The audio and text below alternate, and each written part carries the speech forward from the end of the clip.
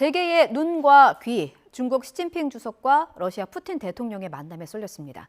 우크라이나 전쟁과 타이완 문제를 놓고 미국과 갈등을 빚고 있는 두 나라. 핵심 쟁점에는 강력한 지지 의사를 밝히고 협력을 강화하기로 뜻을 모았는데요. 국제부 뉴스룸 연결해서 자세하게 들어보겠습니다. 이승훈 기자. 네, 이승훈입니다. 네, 시진핑 주석과 푸틴 대통령의 만남은 오랜만인 거죠? 시진핑 주석이 해외 순방에 나선 게 32개월 만입니다. 예. 코로나19 방역 독려하면서 자신 역시도 나라 밖으로 나가는 걸 자제했기 때문인데요. 하지만 두 사람의 만남 7달 만입니다. 베이징 올림픽이 개막한 지난 2월 4일이었습니다. 푸틴 대통령이 축하 인사하겠다며 직접 와서 만났습니다. 우크라이나와 갈등이 한창 고조되던 그때였는데, 그래서 지구촌 평화의 그 축제의 장에 푸틴 대통령이 직접 찾은 만큼 설마 전쟁까지 하겠냐, 그런 예상을 많이 하기도 했어요. 예. 하지만 불과 20일 뒤에 우크라이나 전역에는 러시아 미사일이 떨어졌습니다.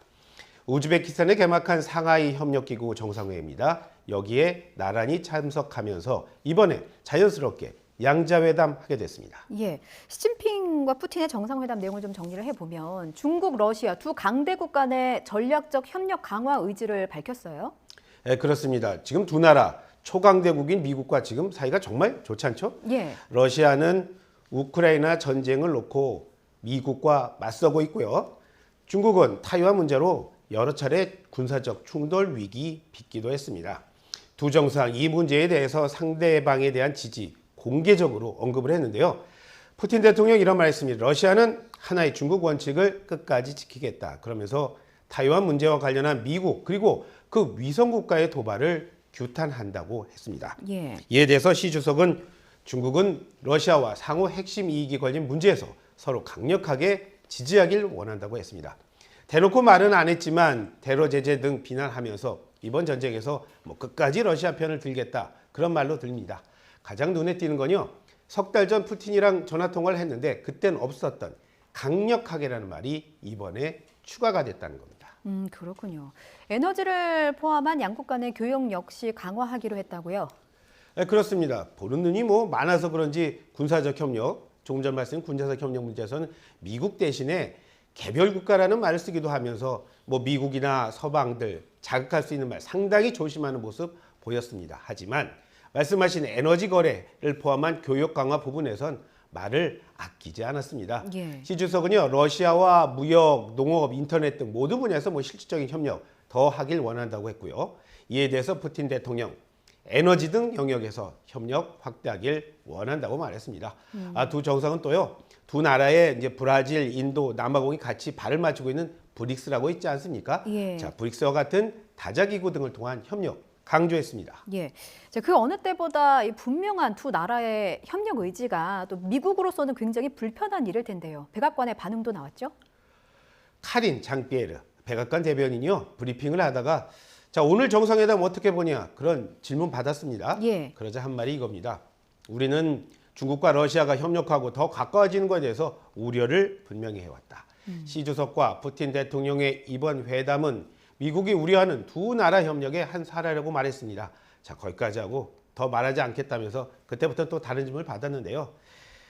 백악관 대변인이 조금 어렵게 한 말 좀 풀어서 설명하면 이럴 겁니다. 예. 두 사람이 한 말 들으니까 참 불편했고 그 내용이 불편한 만큼 앞으로가 더 걱정된다, 그런 뜻이 될 겁니다. 예.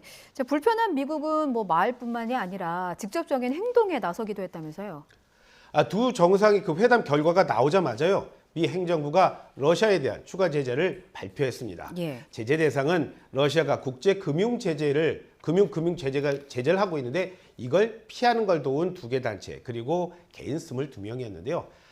제재 대상의 명단에 추가된 대표적인 사람이 바로 러시아 국가결제 시스템의 CEO 블라디미르 코물레프입니다. 이 발표는 재무부가 했는데 국무부도요, 이와 별도로 다른 발표했습니다. 우크라이나의 인권 유린 그리고 곡물 절도 등에 관련한 러시아 공직자 공공기관에 대한 제재를 발표한 건데요. 그 명단에 오는 사람이나 단체를 제가 보니까 앞서서 제재 대상에 포함될 인물이 여럿 있었어요. 자, 그런 거로 봐서 이번 발표 중국과 러시아 정상을 향한 미국의 불편함의 표시다, 그런 해석은 피하기 힘들어 보입니다. 예. 자, 주요 7개국 G7 역시 중국에 대해서 더 강경한 무역 정책을 예고했죠. G7 경제장관이 이틀간의 회의 마치고요. 기자들 만났습니다. 이들이 강조한 거는요. 중국에 대한 순진한 대응은 끝이 났다. G7 더 조직적이고 더 강경한 노선을 중국과의 무역에서 취하기로 합의했다는 겁니다. G7 국가 한번 정리해 볼까요? 미국, 영국, 독일, 프랑스, 이탈리아, 캐나다 여기에 일본입니다. 현재 의장국은 독일입니다. 유럽연합 EU는요. 오늘 유럽연합 EU 집행위원장입니다. 오늘 우크라이나 대통령을 만나서 전폭적인 지지 재확인했습니다. 이미 우크라이나에 3조 우리 돈으로 3조 5천억 원이 넘는 군사 지원을 하고 있는 EU 회원국들 또 오늘 7조 원 규모의 추가 지원 결정을 했습니다. 우크라이나가 고전할 땐 도움을 주저하던 이들이요.